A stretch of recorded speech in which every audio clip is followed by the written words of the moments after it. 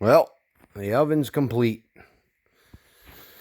Took me about 3-4 weeks, and it's complete, ready to cook.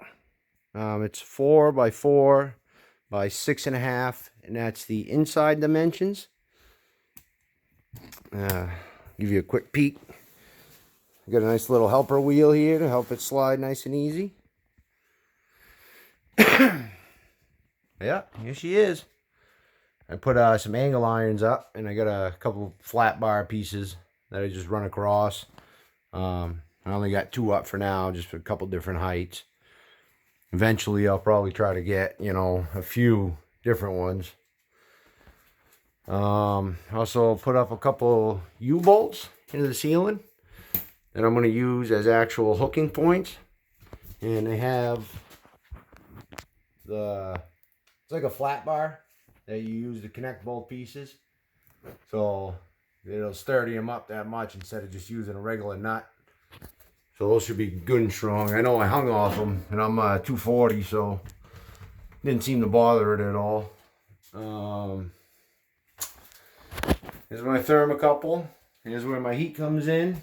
So I have it blowing up towards the back left corner, and I have my vent on the bottom right corner. I asked around, and everybody said opposite of what your vent comes in. So that's where I'm at. I did bottom right, and this thing gets to 450 in right around 8 minutes. So it's not terrible. I just added some more weather strip, heat strip, whatever you want to call it, sealer, gasket. It's tadpole gasket technically. I got the 1/2 inch. I forget who it's by, but it was a lot cheaper than that lava lock. That stuff was pretty pricey, and I needed quite a bit. I got it on both sides. I got it on my oven and my door, all the way around. Of course, not for the bottom because it's sitting on the ground. I just got a piece of sheet metal to hold the bottom together. What else we got going on? So we got the gate style wheel. PowerTech, I believe is the name. Latches. They work fairly well. I do wish they were kind of more spring loaded, but they'll work. Holds the door shut. This is also a PowerTech. It's just a flip type latch deal. This is a door off of an oven. It used to have more metal around the edge. I just actually trimmed it, so it just kept this piece, and this is stuffed with insulation.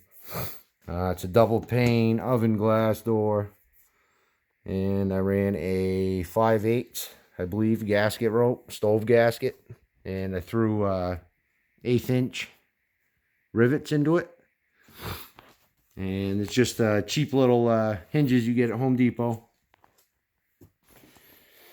Yeah, framed it in just like a regular window. I was going to originally just sit something in it. This actual window, I was going to sit it right in the hole, but I was having quite the troubles with that. So I ended up just going with the actual door, resting on the outside.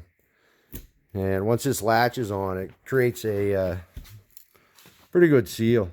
So I'm not worried about it at all. It's good and sealed. I don't think I'm going to have any issue. Alright, what we got over here? It's regular door hinges. I do wish I would have had some more heavy-duty type stuff, but it is what it is. Here's my vent. It's pretty much a dryer vent. Just get it at old Home Depot. It's got a little flippy door under there. Yeah, good little vent. I believe it's a 4-inch pipe. Here's my wiring for my lights. Just runs up, come down. This is my control box. I just hit start pretty much, and she kicks on. I wired my PID in. Other than that, that was it. I mean, I got my lights right here, and I have power to that all the time, no matter what this switch is. So if I want, I can shut it off while it's cooking, and shut it off if I don't want it, Also, what else do we get? So I just have an extension cord coming out. That's how I power it. And this is my wiring that runs down to my heater. And it's just a regular two outlet. My heater plugs right into it. It's 170,000 BTU. And pretty much it was just an extension piece, 2 90-degree elbows. Hooked it in. I'm going to eventually try to sit it up kind of flush to this wall. So I wanted this to be as close to the stove as possible. And that was the only way I could really think of. Besides actually running a pipe straight out and then going with another 90 and sitting the heater on the side.